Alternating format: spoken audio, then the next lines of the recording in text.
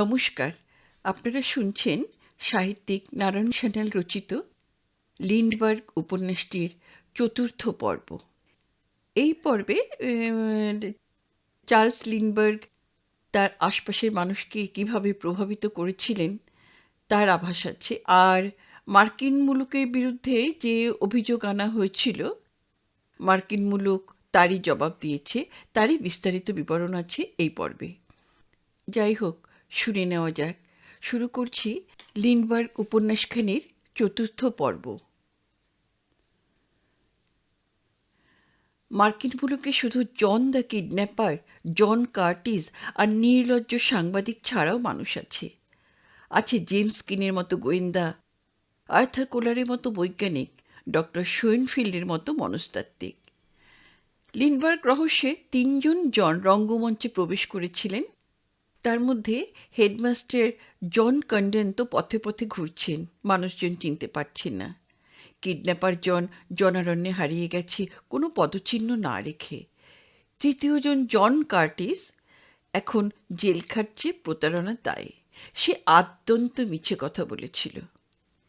যে কারণে কর্নেল লিন্ডবার্গ পুলিশকে এগিয়ে আসতে দেননি, সে কারণটা এখন আর নেই। এখন পুলিশ তার কর্তব্য করলে আর আপত্তি করবেন না লিন্ডি, বরং তিনি চান সেই প্রতারকের আইনানুগ শাস্তি হোক। তার যা গেছে তা ফিরবে না, কিন্তু মার্কিন নাগরিক হিসাবে তিনি আইনকে সর্বতোভাবে সাহায্য করতে প্রস্তুত। শুরু হলো পুলিশের জেরা। 30 জন নিউ জার্সি পুলিশ গোয়েন্দা ঝাঁপিয়ে পড়ল। যথেষ্ট দেরি হয়ে গেছে, তা হোক, ওরা প্রত্যেকটি ক্লু খুঁটিয়ে দেখবে। নিউ জার্সি গোয়েন্দা বিভাগের ধারণা এ কাজ বাইরের নয়, ভিতরের। কিডন্যাপার জন কেমন করে জানল যে সেই 1 মার্চ বাচ্চাটা ওই ঘরে ওই সময় একা ঘুমোবে? যদি সে সপ্তাহান্তে ওরা ইগলুডে মায়ের কাছে যেতেন, তাহলে তার সমস্ত পরিকল্পনাই তো ব্যর্থ হতো। ওরা যে সে সপ্তাহান্তে যাননি এটা কে কে জানত? শুধু বাড়ির কজন। সন্দেহ ঘনিয়ে এলো দুটি মানুষকে ঘিরে, আরি জনসন আর ভায়োলেট শার্প। প্রথমজন হচ্ছে নার্স বেটির বয়ফ্রেন্ড, আর দ্বিতীয়জন সম্প্রতি নিযুক্ত একজন অবিবাহিতা ইংরেজি তরুণী। একজন অফিসারকে ইংল্যান্ডে পাঠানো হলো বেটি, ভায়োলেট এবং হোয়েটলির পূর্বাশ্রমের সংবাদ সংগ্রহ করে আনতে।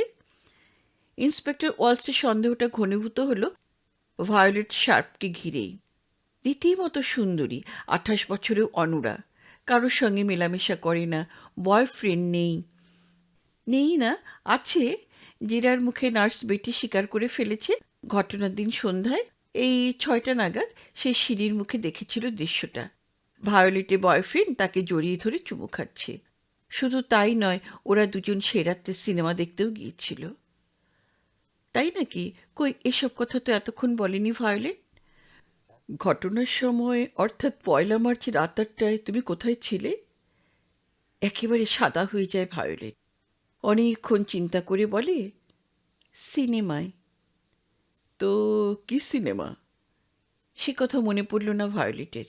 মাত্র 2.5 মাস আগের কথা একেবারে বেমালুম ভুলে গেছে। শুধু সিনেমাটার নামই নয়, গল্পটাও। কে কে অভিনয় করেছিল কিছুই মনে নেই। সেদিন সিনেমা হলে কোনো পরিচিত মানুষকে দেখেছিলে কি? হ্যাঁ, দেখেছিল। দুজনকে দেখেছিল, কিন্তু তাদের নাম মনে নেই। তা বেশ কথা। তুমি কি বাপু একা একা গিয়েছিলে নাকি সিনেমা দেখতে? এবার নয়ন নত হলো ভায়োলেটের। বললে, না না, একজন অ্যাকোয়েন্টেন্সের সঙ্গে। অ্যাকোয়েন্টেন্স? বন্ধু নয়, সদ্য পরিচিত কেউ? তা কতদিনের পরিচয়? নত নয়নই স্বীকার করল ভায়োলেট, মাত্র 2 দিনের। দিন 2 আগে, ফেব্রুয়ারির শেষ সপ্তাহে, সে যখন বাগানে বেড়াচ্ছিল তখন সেই ছেলেটি এসে চেঁচিয়ে আলাপ করে। আচ্ছা, কে সে? কি নাম, কি পরিচয়, কোথায় থাকে? এদিক থেকে ভায়োলেটের সেই ভদ্রলোকের এক কথা, জানি না। ঝুঁকে পড়ে inspector Walls. Look here miss, আমি যদি বলি সেই সদ্য পরিচিত ছোকরাটি, যার নাম ধাম, বাপের নাম, ঠিকানা কিছুই তোমার মনে পড়ছে না, সে ঘটনার দিন সন্ধ্যা 6টায় সিঁড়ির নিচে তোমাকে জড়িয়ে ধরে চুমু খাচ্ছিল, তাহলে তুমি কি অস্বীকার করবে? হঠাৎ দুহাতে মুখ ঢেকে ফুঁপিয়ে কেঁদে ফেলল ভায়োলেট। জেরা করতে জানে বটে ওয়ালস। সে অপেক্ষা করে, কেঁদে নিক, ওতে মনটা হালকা হয়, চোখে জলে মনটা দ্রবও হয়। তখন সেই পিছল মনের পথে স্বীকারোক্তি পিছলে বেরিয়ে আসে অনেক সময়। মেয়েটির রুমাল একেবারে সপসপে হয়ে গেলে ওয়ালস তার পাট ভাঙা রুমালটা বাড়িয়ে ধরে। ভায়োলেট ধন্যবাদ জানায়, কিন্তু গ্রহণ করে না। এবার লক্ষ্মী মেয়েটির মতো স্বীকার করো তো বাচ্চা, কি নাম তোমার সেই প্রেমাস্পদে? বিশ্বাস করুন, নামটা আমার মনে নেই। দেখো মিস শার্প, আমি 10 বছরের বাচ্চা নই। যে ছেলেটি তোমার চুম্বনে নৈকট্যে এসেছিল মাত্র 2.5 মাস আগে, যে বেটিকে বলেছিল নৈশ আহার তোমরা হোটেলে সেরে আসবে, তার নামটা তোমার মনে নেই, একথা আমাকে বিশ্বাস করতে বলো না। আমি বলছি না তোমার সেই বয়ফ্রেন্ডই জন দ্য কিডন্যাপার, বা সে ওই দলভুক্ত। খুব সম্ভবত তা নয়, কিন্তু সে হয়তো এ বিষয়ে আলোকপাত করতে পারে। কেন মিসেস লিন্ডবার্গকে দেখে তোমার দয়া হয় না? তুমি কি সত্যিই চাও না সেই নৃশংস শিশু হত্যাকারী ধরা পড়ুক? সেই কাকে ঠোকরানো একটা 2 বছরের শিশুর কঙ্কাল! ওহ ক্রাইস্ট! আর্তনাদ করে ওঠে মিস শার্প, আবার ভেঙে পড়ে কান্নায়। বলে, বিশ্বাস করুন, আপনি বিশ্বাস করুন, আজ আমার কিছুই মনে পড়ছে না। কাল কাল বলবো। বেশ, তাই বলো। উঠে দাঁড়ায় ইন্সপেক্টর ওয়ালস।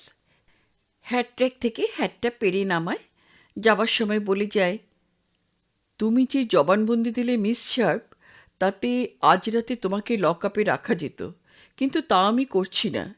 আমি আশা করব আমাদের সঙ্গে তুমি সহযোগিতা করবে। সারা রাত সব ভালো করে ভেবে রেখো। তোমার বয়ফ্রেন্ডের নাম, ঠিকানা, কি সিনেমা দেখেছিলে, সিনেমা হলে কাকে কাকে দেখেছ, অর্থাৎ তোমার এবং তোমার বয়ফ্রেন্ডের অ্যালিবি। কাল সকালে আমি ফিরে আসব বাকি জবানবন্দিটুকু নিতে।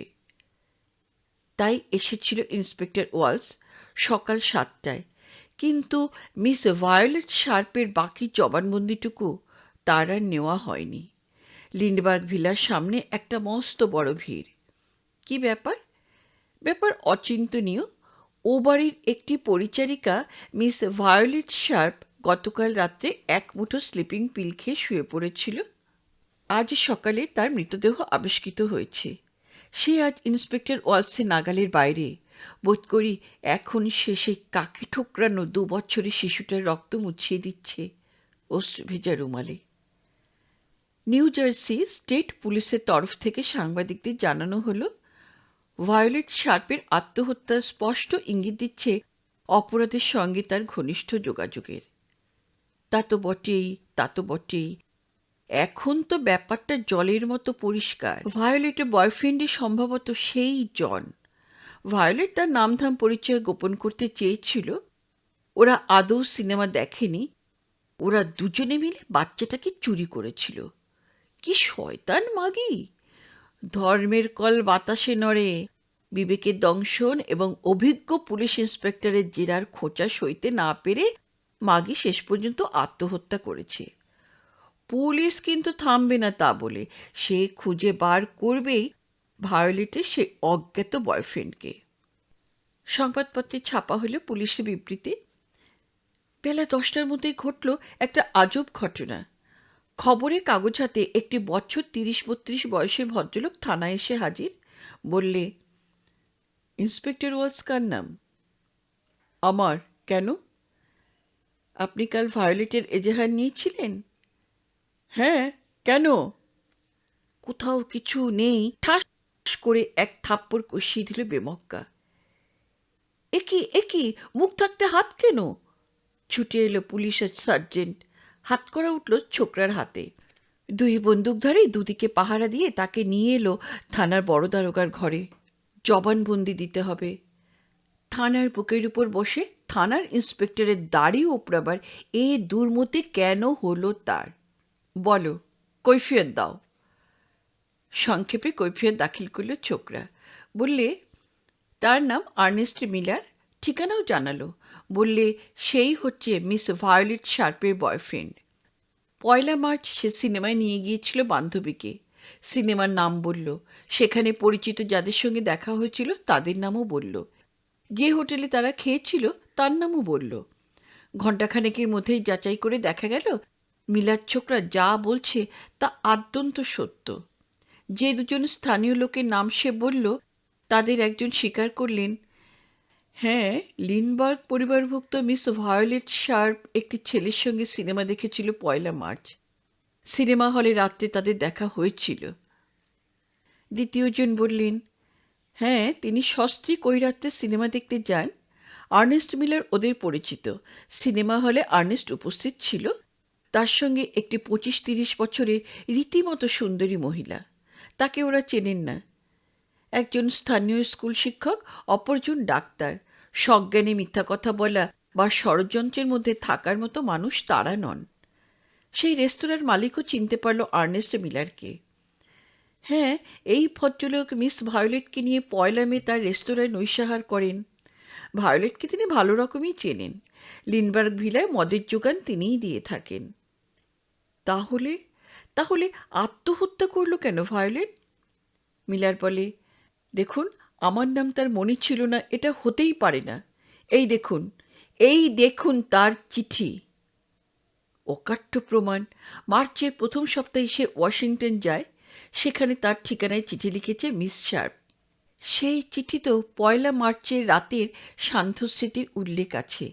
কারণ ভায়োলেট লিখেছে, তুমি আমি যখন বসে সিনেমা দেখছি ঠিক তখনই আমাদের বাড়িতে কি কাণ্ডটা ঘটেছে নিশ্চয়ই কাগজে তা দেখেছ।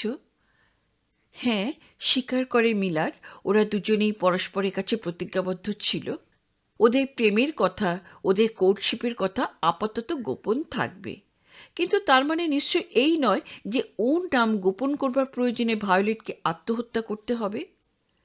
সমস্ত পৃথিবী ধিক্কারে মুখর হয়ে উঠল। দ্য ডেইলি টেলিগ্রাফ লিখল, নিউ জার্সি স্টেট পুলিশের অসামান্য কর্মতৎপরতার এ এক ঐতিহাসিক নিদর্শন। শিশুর হত্যাকারীকে খুঁজে বার করতে না পারলেও একটি নিরপরাধ তরুণীকে জেরার গুতোয় তারা হত্যা করতে পেরেছেন। তাই বা কজন পারে?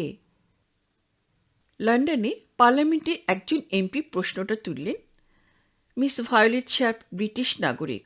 পুলিশি অত্যাচারে তার মৃত্যুর ব্যাপারটা তদন্ত করে দেখার জন্য পার্লামেন্ট নির্দেশ দিল হিজ ম্যাজেস্টিস নিউ ইয়র্ক স্থিত কনসাল জেনারেলকে। মাথা হেঁট হল নিউ জার্সি পুলিশের, বস্তুত গোটা মার্কিন যুক্তরাষ্ট্রের স্বরাষ্ট্র বিভাগের। নিউ ইয়র্ক শহরের উপকণ্ঠে একটা এক কামরার অ্যাপার্টমেন্ট। সকাল 7টা।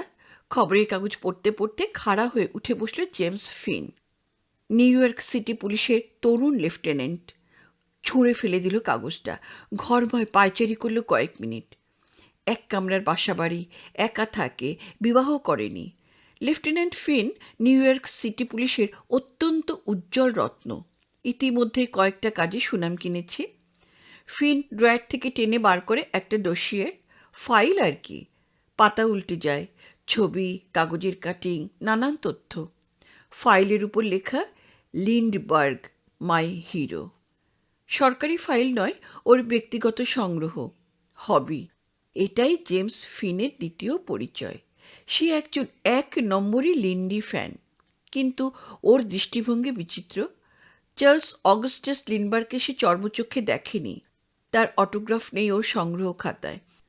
1927 সালে ব্রডওয়েতে যে 45 লক্ষ মানুষ জমায়েত হয়েছিল লিন্ডবার্গকে অভিনন্দন জানাতে, সেখানেও হাজিরা দেয়নি ফিন। এদিক থেকে ওর চোখে লিন্ডি হচ্ছে ইয়ারও আনভিজিটেড।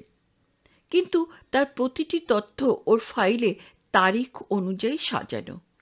ফিনও গরিব ঘরের ছেলে, কৈশোরে খামারে কাজ করেছে। লিন্ডিকে সে মনে মনে পুজো করে। বাচ্চাটা চুরি যাওয়ার পর সে প্রতিটি তথ্য সংগ্রহ করে গেছে। সেই তথ্য সমৃদ্ধ ফাইলটা নাড়াচাড়া করে দেখল কিছুক্ষণ, তারপর উঠে গেল টেবিলের কাছে। টেলিফোনটা তুলে নিয়ে ডায়াল করল একটি unlisted number. New York state পুলিশের সর্বোচ্চ কর্তার বাড়ির ফোন। ফিনকে তিনি অত্যন্ত স্নেহ করেন। ও প্রান্তবাসী আত্মঘোষণা করতেই ফিন বলল, 5 মিনিট সময় দেবেন স্যার, একটা জরুরি কথা ছিল। এসো, বাড়িতেই এসো, 9:30 সংক্ষেপে বললেন বড় কর্তা। তখনই তৈরি হয়ে নিল ফিন। গাড়ি বার করলো গ্যারেজ থেকে। কাঁটায় কাঁটায় 9:30 ডাক পড়ল ওর। সুতোতাপ নিয়ন্ত্রিত কক্ষে শব্দ নিরোধক দরজাটা বন্ধ হয়ে গেল ওর পিছনে। মাথা থেকে টুপিটা খুলে জেমস ফিন বললে, গুড মর্নিং স্যার। বসো ফিন, সকাল থেকে ঠিক সুপ্রভাত বলতে পারছি না। কাগজ দেখেছ? মনে হচ্ছে মুখে কেউ 1 বোতল কালি ঢেলে দিয়েছে। এই জাতীয় সেন্টিমেন্টাল কথা উনি সচরাচর বলেন না। ফিন বললে, সেই বিষয়ে তো কথা বলতে এসেছি স্যার। ঠিকই আন্দাজ করেছি, তুমি তো লিন্ডি ফ্যান। বলো, কি বলবে? একটা ভিক্ষা আছে স্যার। বলো না খুলে, আমতা আমতা করছো কেন? কাজটা আমাকে দিন স্যার। গম্ভীর হলেন বড় সাহেব, একটু ভাবলেন, তারপর বললেন, আমি দুঃখিত ফিন, এই কাজটা এখন সবচেয়ে গুরুত্বপূর্ণ। আমি কোনো চান্স নিতে পারি না। সারা পৃথিবী এখন দেখছে আমেরিকার সেন্ট্রাল পুলিশ এবার কি করে। এত বড় দায়িত্ব তোমার মতো জুনিয়র একজনকে তো দিতে পারি না। অত্যন্ত অভিজ্ঞ কোনো লোককে দায়িত্ব দিতে হবে। মাথায় হেঁট করে বসে থাকলো ফিন। বড় সাহেব সহানুভূতি দেখিয়ে বললেন, দুঃখ করো না লেফটেন্যান্ট ফিন, রোম শহর কিন্তু একদিনই গড়ে ওঠেনি। ফিন উঠে দাঁড়ায়, কি একটা কথা বলতে গিয়েও বলে না, বরং বলে, তাহলে যাই স্যার। তুমি তুমি কি একটা কথা বলতে চাইছিলে মনে হলো। ম্লান হাসলে ফিন, বলল, না, কাজের কথা কিছু নয়। আপনি ইতিহাসের উদাহরণ দিলেন কি না, তাই আরেকটি ঐতিহাসিক ঘটনা মনে পড়ে গেল আমার। বড় সাহেব ইতিহাসের ছাত্র, কৌতূহলী হন তিনি। বলেন, বলো, শুনে রাখি। এমন কিছু পুরনো দিনের কথা নয় স্যার, 1927 ঘটনা। শিকাগো সেন্ট লুইয়ের এক ডাক হরকরা পাইলট এই শহরেই রাইট বেলেঙ্কা কোম্পানিতে $15,000 দিয়ে একটি প্লেন কিনতে এসেছিলেন। কোম্পানির বড় কর্তা মিস্টার চার্লস লেভিন তাকে বলেছিলেন, অর্টেগ প্রাইজ জয় করাটা ছেলে খেলা নয়। এত বড় দায়িত্ব তোমার মতো একজন জুনিয়রকে দিতে পারি না। বস্তুত তখন মিস্টার লেভিন মনে মনে নির্বাচন করেছিলেন অনেক বেশি অভিজ্ঞ কাপিতান ফঙ্ক, কমান্ডার বয়েড অথবা লেফটেন্যান্ট কমান্ডার নোয়েল ডেভিসের মধ্যে একজনকে। অনভিজ্ঞ ওই ডাক হরকরার বয়স তখন এই আমারই মতো। একসঙ্গে অনেকগুলো কথা বলে জেমস ফিন থামল। তার কপালে কিছু কিছু ঘাম জমেছে। আবেগের বশে কথাগুলো বলে গেছে। হঠাৎ খেয়াল হলো কাকে কি বলছে। বড় সাহেব ততক্ষণে উঠে দাঁড়িয়েছেন। ফিন অ্যাটেনশন হলো। বড় কর্তা হঠাৎ ডান হাতখানা বাড়িয়ে দিলেন। অবাক হলো ফিন। আরও অবাক হলো যখন উনি বললেন, থ্যাংক ইউ ফিন, ইতিহাসে তুমি পাশ করেছ। আমার শুভেচ্ছা রইল। সেই কিডন্যাপার জনকে খুঁজে বার করো তুমি। তার মানে স্যার আমি আমাকে। হ্যাঁ, আচ্ছা, আমরা ইতিহাস পড়ি কেন? ঐতিহাসিক ভুল যাতে নিজেরাই না করি, তাই নয় কি? লেফটেন্যান্ট জেমস ফিন এলো নিউ জার্সিতে সরকারি আদেশে। এতদিন স্থানীয় পুলিশ যেসব খবর আঁকড়ে রেখেছিল, কেন্দ্রীয় নির্দেশে সব তুলে দিতে হলো ফিনকে। নতুন উদ্যমে তদন্ত শুরু হলো। জন কন্ডনের বিবৃতি এবং অন্যান্য কাগজপত্র ঘেঁটে জেমস ফিন আন্দাজে খাড়া করল অজ্ঞাত আততায়ীর আনুমানিক পরিচয়। সমস্ত খবরের কাগজে ছাপা হলো সেটা। বয়স 30 থেকে 35, উচ্চতা 5 ফুট 9 ইঞ্চি, সুগঠিত দেহ, কথার মধ্যে স্ক্যান্ডিনেভীয় অথবা জার্মান উচ্চারণের আভাস। ওজন 150 থেকে 160 পাউন্ড, মাজা রং, চুল পাতলা, দৃষ্টি তীক্ষ্ণ, চওড়া কপাল, উঁচু হনুর অস্থি, সুচালো চিবুক, ভালো ইংরেজি জানে না। এই জাতীয় সন্দেহজনক মানুষের সন্ধান জানাতে হবে একটি পোস্ট বক্সে। কদিন পরে এলো একটি বিচিত্র চিঠি। লেখক মার্কিন মুলুকের একজন উদীয়মান মনস্তত্ত্ববিদ, ডক্টর ডাডলি শোয়েনফিল্ড।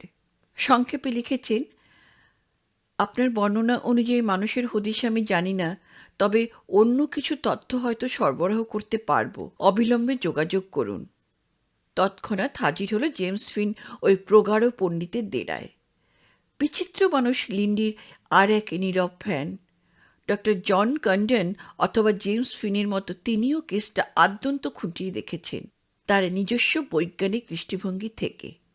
ফিনকে বললেন, আমার নিজস্ব কতগুলো থিওরি আছে, সম্পূর্ণ বৈজ্ঞানিক সিদ্ধান্ত, তবে অঙ্কশাস্ত্রের মতো অব্যর্থ নয়। আমি আমার সিদ্ধান্তগুলি জানাতে চাই, তবে তার পূর্বে আমাকে কিছু ডাটা দিতে হবে, মানে কিছু কিছু সংবাদ জানাতে হবে। বলুন স্যার, কি জানতে চান? আমার হিসেবে সেই অজ্ঞাত কিডন্যাপার 14টি নোট পাঠিয়েছে, তার ফটোস্ট্যাট কপি চাই। এই 14টি সংখ্যায় প্রমাণ দিল ডক্টর শোয়েনফিল্ড কি তীক্ষ্ণ অভিনিবেশের সঙ্গে এই রহস্যের বিষয়ে ওয়াকিবহাল। সেদিনই ফিন তাকে পৌঁছে দিয়ে গেল অজ্ঞাত জনের লেখা 14টি হস্তলিপির ফটোকপি। 7 দিন পরে ডক্টর শোয়েনফিল্ড বললেন, আমার বৈজ্ঞানিক সমীক্ষা বলছে লিন্ডবার্গের বাচ্চা যে চুরি করেছে সে একা হাতে কাজটা করেছে, তার দ্বিতীয় কোনো সহকারী ছিল না। সেই একক ব্যক্তি জার্মান। চিঠিতে যে বর্ণশুদ্ধি আছে তা ইচ্ছা করে নয়, ইংরেজি ভাষার অজ্ঞতাজনিত কারণে। লোকটা সে সময় ব্রনক্সে ছিল। এতক্ষণ নীরবে শুনছিল জেমস ফিন। আর থাকতে পারল না, বললে, এ কথা কেন ভাবছেন স্যার? ব্রনক্সে ছিল মানে? প্রথমত, সে যে কাগজে বিজ্ঞাপন দিতে বলেছে সেটা ওই শহরে ছাপা হয়। দ্বিতীয়ত, ডক্টর কন্ডনকে সে যখন ব্রনক্স শহরে যেসব নির্দেশ দিয়েছে তাতে মনে হয় শহরটা সে ভালোভাবেই চেনে। তৃতীয়ত, লক্ষ্য করে দেখো, গে হেড কথাটা সে লিখেছে গানহিল কথাটা কেটে দিয়ে। গানহিল ব্রনক্সে অন্যমনস্কভাবে সে পরিচিত নামটাই প্রথমে লিখে ফেলেছিল। আগেই বলেছি ভাই, আমার এই বিজ্ঞান কিন্তু অঙ্কশাস্ত্রের মতো নির্ভুল নয়। আমি কতকগুলো ইঙ্গিত দিচ্ছি মাত্র। আততাই ধরা পড়লে দেখবে আমার ভবিষ্যৎবাণীর অধিকাংশই মিলে যাবে। ঠিক আছে, আর কি মনে হয়েছে আপনার? লোকটা কিন্তু অর্থলোভে এ কাজ করেনি। আসন ছেড়ে দাঁড়িয়ে উঠেছিল লেফটেন্যান্ট ফিন। বলে, এটা কি বলছেন স্যার? হ্যাঁ, আমার শাস্ত্র তো এই কথাই বলছে, আর এ বিষয়ে আমি 90% শিওর। অদ্ভুত তার থিওরি। ওর মতে লোকটা ভুগছে একটা মানসিক রোগে। তার অন্তরে আছে হতাশা, ঈর্ষা এবং জেদ। সে লিন্ডবার্গের সমবয়সী। হয়তো ভাগ্য তার সঙ্গে পরিহাস করেছে, হয়তো সেও বেপরোয়া, দুর্ধর্ষ, দুঃসাহসী। কিন্তু এই দুনিয়ায় তার দুঃসাহসিকতার মর্যাদা কেউ দেয়নি। তাই কর্নেল লিন্ডবার্গের সাফল্যে সে ঈর্ষান্বিত হয়ে পড়ে। দুনিয়াকে সে বলতে চায়, যে লিন্ডবার্গকে নিয়ে তোমরা এত মাতামাতি করছো, হে বিশ্ব, চেয়ে দেখো, সে আমার কাছে নত যেন। স্তম্ভিত হয়ে যায় ফিন। বলে, কিন্তু $50,000? হ্যাঁ, টাকাটাও তার চাই, কিন্তু সেটা গৌণ। লিন্ডির যে ঘাড়ে ধরে টাকাটা আদায় করা গেল সেটাতেই ওর আনন্দ। অক্ষরগুলো টান দেখছো না? পরিষ্কার বোঝা যায় লোকটা দাম্ভিক, ঈর্ষান্বিত, নিষ্ঠুর। জেমস ফিন আবার অক্ষরগুলোর দিকে তাকিয়ে দেখল। খোদায় মালুম এইসব তথ্য ইনি কোথায় দেখছেন। যাই হোক, অত বড় বৈজ্ঞানিকের নির্দেশটাকে সে উড়িয়ে দিতে পারল না। নিজের ঘরে একটা প্রকাণ্ড ম্যাপ টাঙালো, নিউ জার্সি স্টেটের ম্যাপ। প্রতিটি ব্যাংকে নম্বরি নোটের সংখ্যা জানানো হয়েছিল। ওই নম্বরি নোট পেলেই তা পাঠিয়ে দেওয়া হচ্ছে পুলিশের দপ্তরে। যেখানে নোটটা পাওয়া গেছে ম্যাপে, সেখানে একটি করে আলপিন গাঁথতে শুরু করলো ফিন। আশ্চর্য, মাস 3-4-এর মধ্যেই আলপিনগুলো ওই ব্রুনক্স শহরের কাছাকাছি ভিড় জমালো, যেন ওই শহরেই আছে একটা চৌম্বক শক্তি। হঠাৎ আর একটা কথা খেয়াল হলো ফিনের, সেই ভাঙা বইটা, সেটা কোথায়? নিউ জার্সি থানা থেকে সেটা উদ্ধার করা গেল। কাঠের একটা টুকরো নিয়ে একদিন সে হাজির হলো আর্থার কোয়েলারের কাছে। আর্থার কোয়েলার এক কথায় আবল তাবলে সে কাঠপুরো। কোনো কাঠ পোষ মানে কোনো কাঠ শান্ত, কোনো কাঠ টিমটিমে, কোনোটা বা জ্যান্ত। কোনো কাঠে জ্ঞান নেই, মিথ্যা কি সত্য, আমি জানি কোনো কাঠে কেন থাকে গর্ত। আর্থার কোয়েলার হচ্ছেন মার্কিন দেশের বন বিভাগের চিফ উড টেকনোলজিস্ট, কাঠের বিষয়ে বিশেষজ্ঞ। চার্লস লিন্ডবার্গের কেসটা মোটামুটি তার জানা। ভাঙা বইটা তিনি নিলেন, বললেন, ঠিক আছে, পরীক্ষা করে দেখে আপনাকে জানাবো। দিন সাতেক পরে যখন খোঁজ নিতে গেল, তখন তিনি বললেন, কয়েকটা সূত্র পেয়েছি। প্রথম কথা, কাঠটা হচ্ছে সাদার্ন পাইন। গাছটা জন্মেছিল নিউ ইয়র্ক আর আলবামার মধ্যে।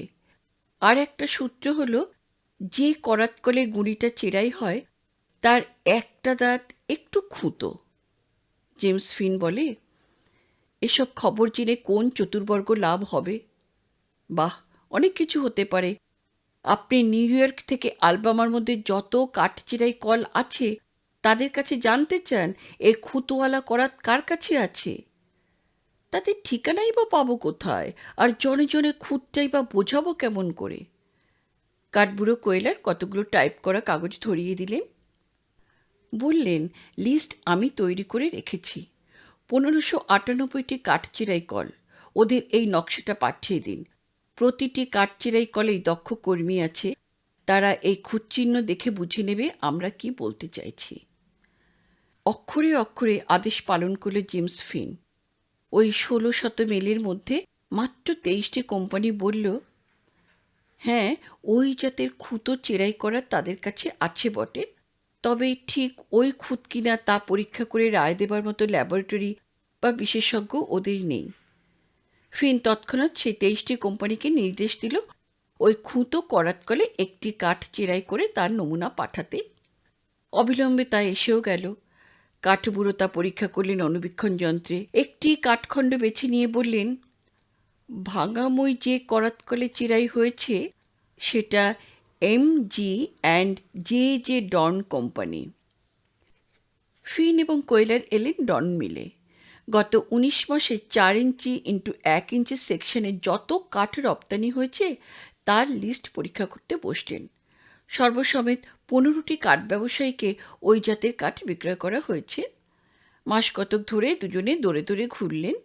তারপর 1933 সালের নভেম্বরে ওরা এসে পৌঁছলেন ন্যাশনাল মিল ওয়ার্কসের ব্রোনক্সে। আশ্চর্য, সেই ব্রোনক্স! মনস্তত্ত্ববিদ ডক্টর ড্যাডলি শোয়েনফিল্ড এবং কাষ্ঠ বিশারদ আর্থার কোয়েলার কেউ কাউকে চেনেন না, কিন্তু দুজনের গবেষণার অন্তিম লক্ষ্যস্থল সেই ব্রোনক্স। তাই বা কেন? ইতিমধ্যে আরও অনেক অনেক আলপিন বিদ্ধ হয়েছে জেমস ফিনের ঘরে সে প্রকাণ্ড ম্যাপে, যেখানে ব্রোনক্স যেন এক মৌচাক, আর আলপিনগুলো দিবারাত্র তারই চারপাশে গুনগুন করে ফেরে। ওই কারখানার প্লেন যন্ত্রটা পরীক্ষা করে আর্থার কোয়েলার বললেন, আমি নিঃসন্দেহ যে মইটা তৈরি করেছে সে এই দোকান থেকেই কাঠটা কিনেছিল। তার চেয়ে বেশি জানা গেল না অবশ্য, কারণ এত সামান্য পরিমাণ কাঠ মানুষে নগদেই কেনে এবং ক্রেতার নাম ঠিকানা ভাউচারে লেখা থাকে না। ইতিমধ্যে কয়েক বছর কেটে গেছে, ছেড়ে অন্য কিছু নিয়ে মেতেছে। ফলে অজ্ঞাত আততায়ী অনেকটা নিশ্চিন্ত হয়েছে। এতদিনে $10 ও $20 নোট পাওয়া যেতে শুরু করেছে। লোকটা এই 2 বছর সাহস করে বড় নোট ভাঙায়নি। ফিন মনে মনে হিসাব করল, 1 নম্বর, লোকটা ব্রোনক্সের কাছে পিঠে আছে, কারণ নোটগুলো সবই পাওয়া যাচ্ছে ওই অঞ্চলে। 2 নম্বর, লোকটা এখন সাহস করে $10-20 নোট ভাঙাচ্ছে, কিন্তু নিশ্চয়ই ব্যাংকে ভাঙাবে না, কারণ তো সে জানে ব্যাংকে নম্বরি নোটের লিস্ট আছে। তাহলে কোথায় ভাঙাচ্ছে? হয় কোনো বড় ডিপার্টমেন্টাল স্টোরে, নয় মদের দোকানে, অথবা পেট্রোল স্টেশনে। ডিপার্টমেন্টাল স্টোরে অথবা মদের দোকানে নম্বরি নোট মিলিয়ে দেখা সম্ভব নয়। হাজার হাজার নোটের মধ্যে কে বসে বসে মেলাবে? তাছাড়া 2-1 বার ভাঙানি দিতে দেরি হলে লোকটা সন্দেহ হবে নিশ্চয়ই নম্বর মেলানো হচ্ছে। তৎক্ষণাৎ সে ওই এলাকা ছেড়ে চলেই যাবে। লস অ্যাঞ্জেলস, ডালাস কিংবা কে জানে, হয়তো ইউরোপে পাড়ি জমাবে। তাহলে এত পরিশ্রম বৃথাই যাবে। ঠিক এই পর্যায়ে লেফটেন্যান্ট জেমস ফিন যে বুদ্ধি খাটালো সেটাই তার সাফল্যের সবচেয়ে বড় তুরুপ। ব্রুনক্স শহরের বড় বড় প্রতিটি পেট্রোল পাম্পে গিয়ে সে গোপন নির্দেশ দিয়ে এলো, যে কোনো লোক যখন $10 বা $20 নোট দেবে, তৎক্ষণাৎ পেন্সিলে যেন নোটের উপর ওই গাড়ির নম্বরটা লেখা হয়।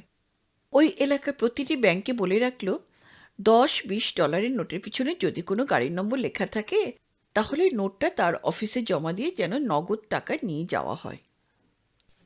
এরপর মাস তিনেক তার কাছে হাজার হাজার $10-20 নোট এলো, কিন্তু সেগুলি ওই নম্বরই নোট নয়। তারপর একদিন 15ই সেপ্টেম্বর 1934 একজন লোক শতপ্রণোদিত হয়ে দেখা করতে এল ওর সঙ্গে। কে আপনি? কি চান? আমার নাম ওয়াল্টার লাইল। লেক্সিংটন অ্যাভিনিউতে আমার পেট্রোলের দোকান। আজ সকাল 10টায় আমার পেট্রোল পাম্পে একটি লোক একটা নীল রঙের সেলুন ডজ গাড়ি চেপে আসে। একা মানুষ, 5 গ্যালন তেল নেয় এবং এই নোটখানা দেয়। দেখুন তো স্যার মিলিয়ে, এটা লিন্ডি কেসের নম্বর কিনা। লেফটেন্যান্ট জেমস ফিন স্তম্ভিত। প্রতিটি পেট্রোল পাম্পকে নির্দেশ দেওয়া হয়েছে বটে, কিন্তু ওই নির্দেশ যে লিনবার্গ কেসের সঙ্গে জড়িত তা ঘুণাক্ষরেও জানানো হয়নি। তাই ভ্রুকুঞ্চিত করে ফিন বলে, এ কথা আন্দাজ করছেন কেন?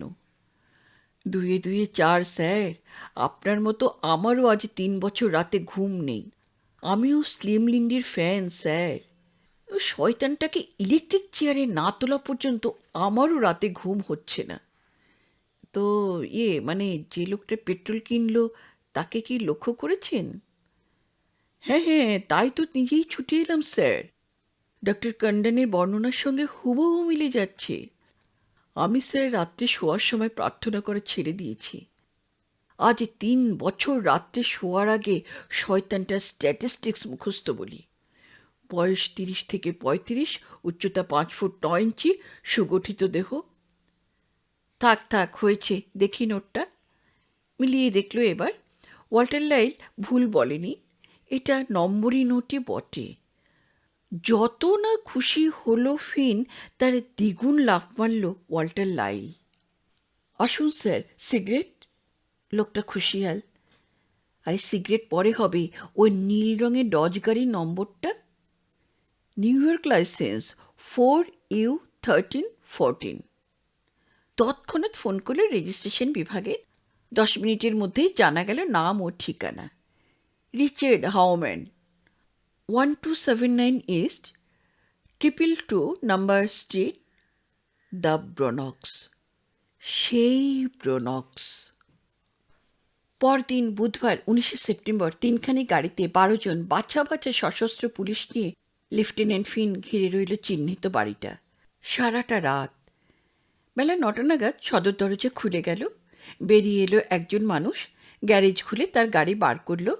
ফিন তার বাইনোকুলারে লোকটার দৈর্ঘ্য মাপছে, ওজন করছে, বয়স যাচাই করছে। আশ্চর্য, তার বিজ্ঞপ্তির সঙ্গে সব বিষয়ে বেশ মিল আছে। গ্যারেজ থেকে বার হলো একটা নীল রঙের সিডান বডি ডজ, 4U1341। চলল শহরমুখ। কিছু দূরে দূরে আগু পিছু চলতে থাকে পুলিশের গাড়ি। লালবাতির সংকেতে ডজ গাড়িটা থামতে দুপাশ থেকে ঘনিয়ে এলো 2টি পুলিশের গাড়ি। লোকটা সতর্ক হবার আগে দুদিক থেকে দুজন তার পাঁজরে গুজে দিল রিভলভার। তৃতীয় একজন পরিয়ে দিল হ্যান্ডকাফ। এর মানে কি? রুখে ওঠে হাউম্যান। কেউ জবাব দিল না। একজন ওর পকেট থেকে বার করলো একটা ওয়ালেট, তাতে একটা $20 নোট, এটাও নম্বরই। ইতিমধ্যে বড় রাস্তার মোড়ে ট্রাফিক জ্যাম। একেই বলে আইনের ফাঁক। আপনার আমার কাছে হয়তো মনে হচ্ছে ডিক হাউম্যানের বিরুদ্ধে শশালস্যির যে কেস তা নিশ্ছিদ্র, তার বিরুদ্ধে যে প্রমাণ তা সন্দেহের অতীত। কিন্তু আইনজ্ঞ পণ্ডিতেরা তা মনে করলেন না। নিউ জার্সি স্টেটের অ্যাটর্নি জেনারেল ডেভিড উইলেঞ্জেন বললেন, তুমি নিজেই ভেবে দেখো না ফিন, অকাট্য প্রমাণ কি একটাও পেয়েছ? বাহ, পাইনি।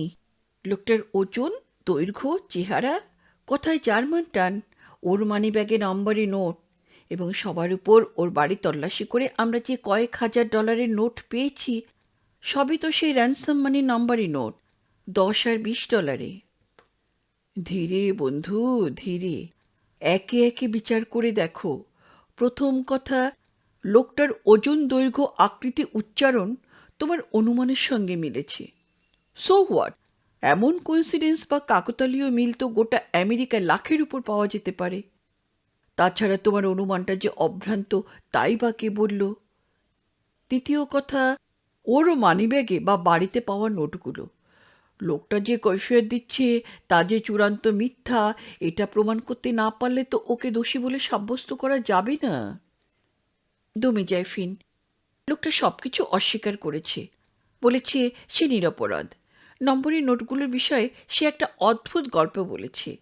হাউম্যান নাকি গত বছর তার এক বন্ধুকে $1000 ধার দেয়। বন্ধুর নাম ইসিডের ফিসার, জার্মান দেশের মানুষ। ফিসার ব্যবসা করত, ব্যবসায় তার লোকসান যাচ্ছিল, তাই হাউম্যানের কাছে ধার নেয়। গত ক্রিসমাসে ফিসার জার্মানিতে যায় পাপ্পার সঙ্গে দেখা করতে।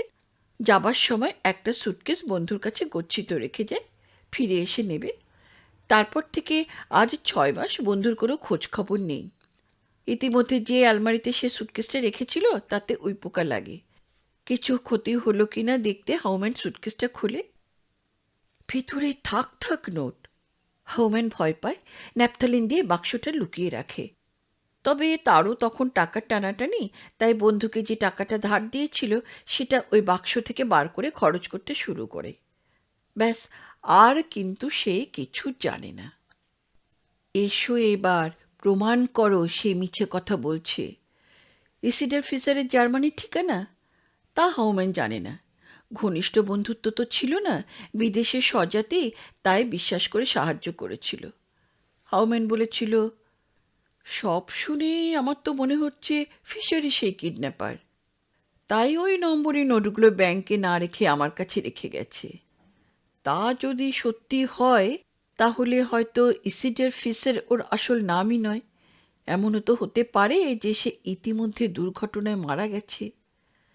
জেমস ফিন বলে, ওর ওই আষাঢ়ে গল্পটা যে মিথ্যা এটা প্রমাণ করা অসম্ভব। তাহলে কি লোকটা বেকসুর খালাস পেয়ে যাবে? কোনো উপায় নেই অপরাধ প্রমাণ করবার?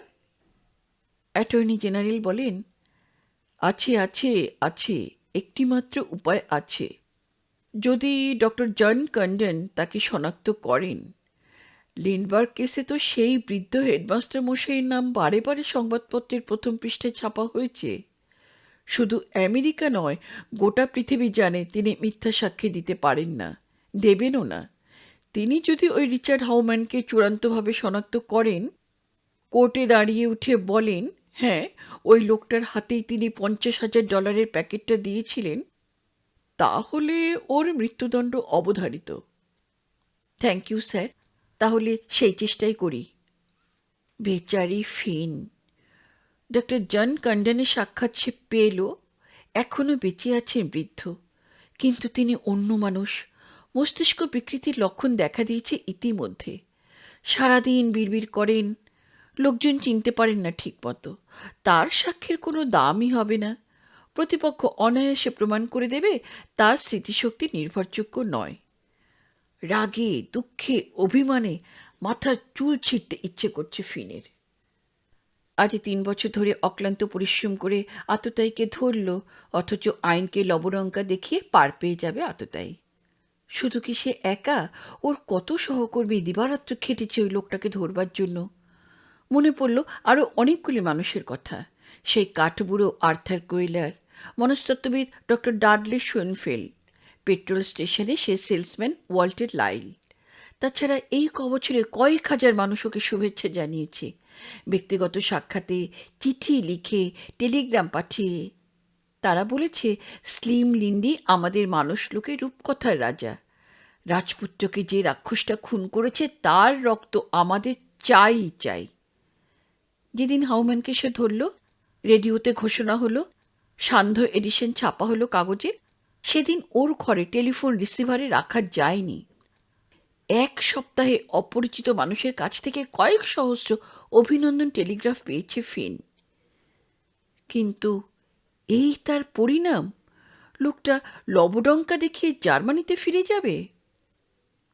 অ্যাটর্নি জেনারেলের মত, তাই যাবে। উপায় নেই, কোনো উপায় নেই। আইন হচ্ছে আইন। সেদিনই জেমস ফিন দেখা করলো বড়কর্তার সঙ্গে। বললে, স্যার, আমি ছুটি চাইছি। জন দ্য কিডন্যাপারকে তো ধরেছি, এবার কেসটা কন্ডাক্ট করবার ব্যাপারে। বাধা দিয়ে বড়কর্তা বলেন, আরে দাঁড়াও দাঁড়াও, কি বললে? জন দ্য কিডন্যাপারকে ধরেছ? কে বললে? আরে তুমি তো ধরেছ রিচার্ড হাউম্যানকে। তোমার কাজ তো শেষ হয়নি ফিন। মাথা নেড়ে ফিন বলল, স্যার, এ নিতান্তই আমার দুর্ভাগ্য। এ হবার নয়। আমিও ও আশা ত্যাগ করেছি। এবার অন্য কারো উপরে দায়িত্ব দিন তো, আমি ক্লান্ত। চেয়ারে এলিয়ে দিলেন দেহটা। একটা চুরুট ধরাতে ধরাতে বড়কর্তা বললেন, বেশ, হার যখন স্বীকার করছো তখন ছুটিই দেব তোমাকে। তবে এই প্রসঙ্গে একটা ঐতিহাসিক ঘটনা মনে পড়ছে, সেটা শুনিয়ে দিই। না না, অনেকদিন আগেকার কথা নয়, 1927 সালের ঘটনা। $15,000 পছন্দ মতো একটা প্লেন জোগাড় করতে না পেরে এই শহরেই একজন ডাক হরকরা পাইলট এসেছিল গ্লোব ডেমোক্র্যাট কাগজে হ্যারি নাইটের সঙ্গে সাক্ষাৎ করতে। বলেছিল, এ হবার নয় স্যার, আমিও আশা ত্যাগ করছি, এবার আপনারা আমাকে রেহাই দিন। বড় সাহেব থামলেন। সিগারেট ধোঁয়া পাকিয়ে পাকিয়ে উঠছে। জেমস ফিনের কান দুটো লাল হয়ে ওঠে। চেয়ারে হাতল দুটো বজ্র মুষ্টিতে ধরে আছে সে।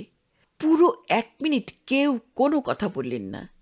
তারপর ফিন বললে, স্যার, একটু অপেক্ষা করো, আমি ডক্টর শোয়েনফিল্ডের সঙ্গে প্রথমে ফোনে কথা বলে নিই। বড়কর্তা ফোনটা তুলে নিয়ে প্রখ্যাত মনস্তত্ত্ববিদ ডক্টর ডাডলি শোয়েনফিল্ডকে তার চেম্বারে ফোন করলেন। সংক্ষেপে বললেন, ডক্টর, আজ লাঞ্চে তোমার কোনো প্রোগ্রাম আছে? নেই? ভালোই হলো। শোনো, জেমস ফিন আমার সামনে বসে আছে। বেচারি ভয়ানক মুষড়ে পড়েছে। এসো না, আজ আমরা 3 জনে একসঙ্গে লাঞ্চ করি।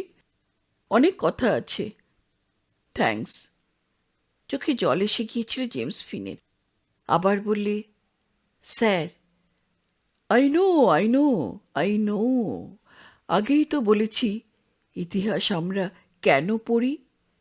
ডক্টর ডাডলি শোয়েনফিল্ড কেসটা দেখে বললেন, একেবারে নিরাশ হবার কিছু নেই।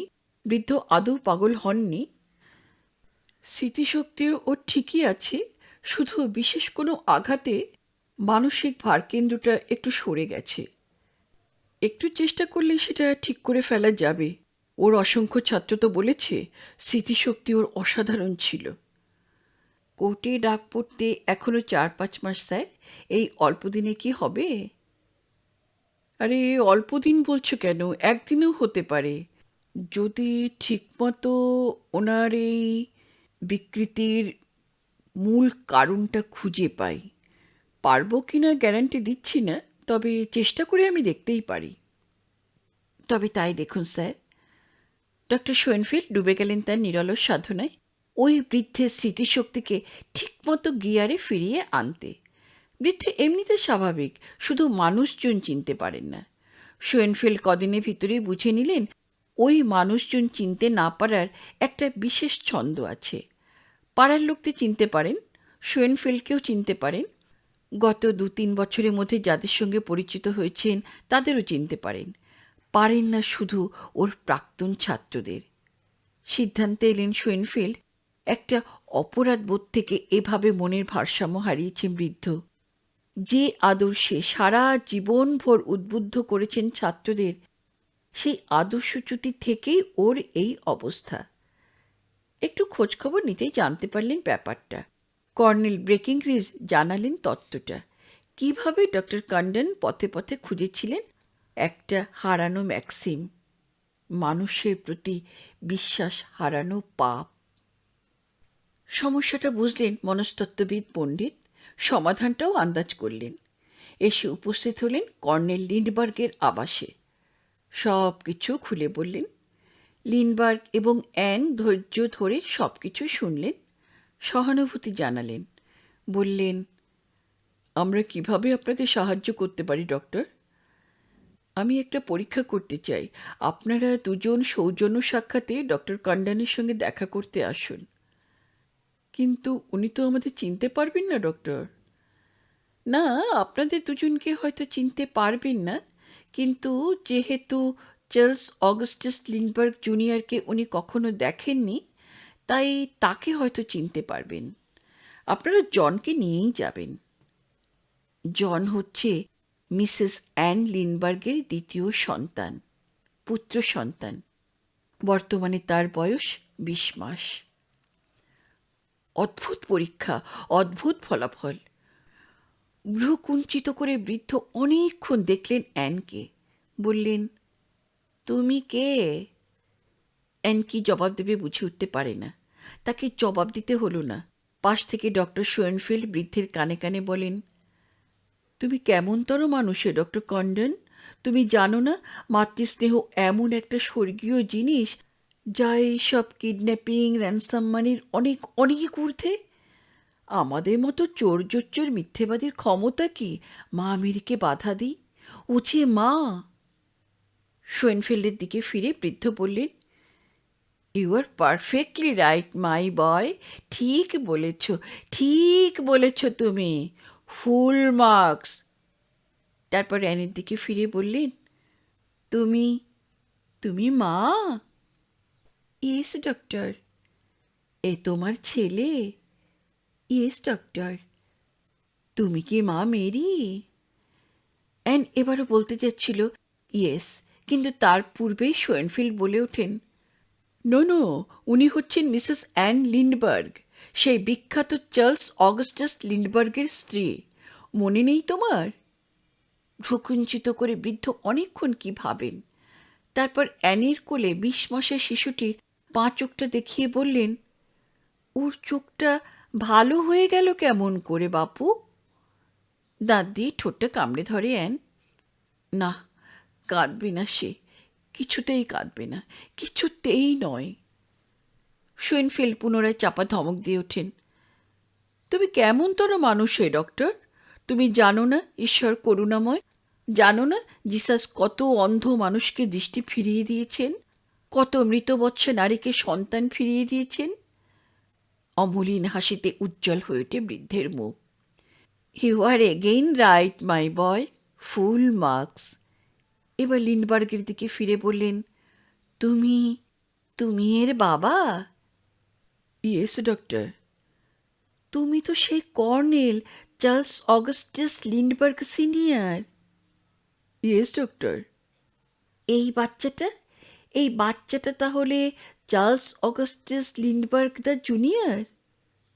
অধবোধন হলেন লিন্ডবার্গ, সজ্ঞান মিথ্যে কথা বলতে পারলেন না। বৃদ্ধ উঠে দাঁড়ালেন, লিন্ডির হাতটা টেনে নিয়ে বললেন, এই তো চাই, এই তো চাই। মিথ্যার সঙ্গে কখনো আপোষ করো না বাপু। আমি বুঝতে পেরেছি এ তোমার সেই হারানো ছেলে নয়, এ তোমার নতুন সন্তান। মায়ের কোল তো শূন্য থাকেনি। ওহ ক্রাইস্ট, তুমি আমাকে ক্ষমা করো, আমি তোমার প্রতি বিশ্বাস হারিয়েছিলাম। হু হু করে কেঁদে ফেললেন বৃদ্ধ। সোফায় বসে পড়ল অ্যান, বাচ্চাটাকে নিবিড় করে জড়িয়ে ধরে বুকে। রিচার্ড হাউম্যানের বিচার এই শতাব্দীর অন্যতম বিখ্যাত বিচার। প্রথম কথা, মনস্তত্ত্ববিদ ডক্টর শোয়েনফিল্ডের অনুমান অক্ষরে অক্ষরে মিলে গিয়েছিল। ব্রুনো রিচার্ড হাউম্যান এ দুষ্কার্য করেছিল টাকার জন্য ততটা নয় যতটা ঈর্ষার বশীভূত হয়ে, মানসিক রোগাক্রান্ত হয়ে। 1918 সালে পরাজিত জার্মানি সৈনিক হাউম্যান সেদিন উপার্জনের রাস্তা খুঁজে না পেয়ে আধারের কারবারি হয়ে পড়েছিল। ধরা পড়ে, জেলে যায়। অত্যন্ত দুর্ধর্ষ, অত্যন্ত বেপরোয়া সে। 4 ডাকাতি কেস যার কাঁধে ঝুলছে, সে জেলখানার পাঁচিল টপকে পালায়। আবার ধরা পড়ে, সশ্রম কারাদণ্ড 4 বছরের। আবার পালায়, জার্মানি থেকেই সরে পড়ে জাল পাসপোর্ট নিয়ে। দেশত্যাগের দিন ওর জেলখানার অফিসারকে একটি অভিনন্দন পত্র লিখে যায়। আমেরিকায় এসে বিবাহ করে, একটি সন্তানও হয়। ওর স্ত্রী কিন্তু ঘুণাক্ষরেও জানে না স্বামীর অতীত জীবনের কথা। চার্লস লিন্ডবার্গ যখন সাফল্য লাভ করেন, তখন একদিন স্বামী স্ত্রীতে তুমুল ঝগড়া হয়েছিল। স্ত্রী ছিল লিন্ডি ফ্যান, তাই ওই লিন্ডির ছোকরা আমার কোড়ে আঙুলেরও যোগ্য নয়, এ বিদ্রুপ স্ত্রী সইতে পারেনি। হঠাৎ হাউম্যান কি করে বড়লোক হয়ে গেল এটাও জানতে পারেনি ওর স্ত্রী। প্রশ্ন করলে ধমক খেতে হতো। বিচার চলেছিল দীর্ঘদিন। এদেশে ভাওয়াল সন্ন্যাসী, পাকুড় হত্যা মামলা বা সাম্প্রতিককালে সুজাতা হত্যা মামলার মতো সারা দেশব্যাপী আলোড়ন জেগেছিল। নানান জনের সাক্ষ্য নেওয়া হলো। নার্স বেটি, আর্থার কোয়েলার, ডেডলি শোয়েনফেল্ড ইত্যাদি ইত্যাদি। কিন্তু মামলার মোড় ঘুরে গেল ডক্টর জন কন্ডনের সাক্ষ্যে। বাদীপক্ষের প্রশ্নের জবাবে তিনি নিখুঁত জবানবন্দি দিয়ে গেলেন। শেষে অ্যাটর্নি জেনারেল প্রশ্ন করলেন, আপনার বর্ণিত ওই জন দ্য কিডন্যাপার লোকটাকে পরে কোনোদিন দেখেছেন?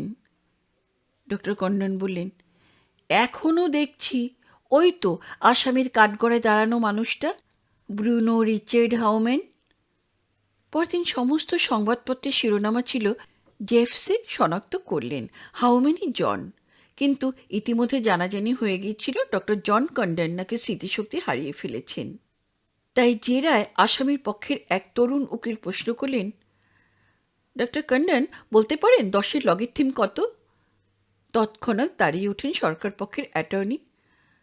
অবজেকশন ইউর অনার, প্রশ্নটি অবৈধ, কারণ অপ্রাসঙ্গিক, বর্তমান মামলার সঙ্গে সম্পর্ক বিমুক্ত।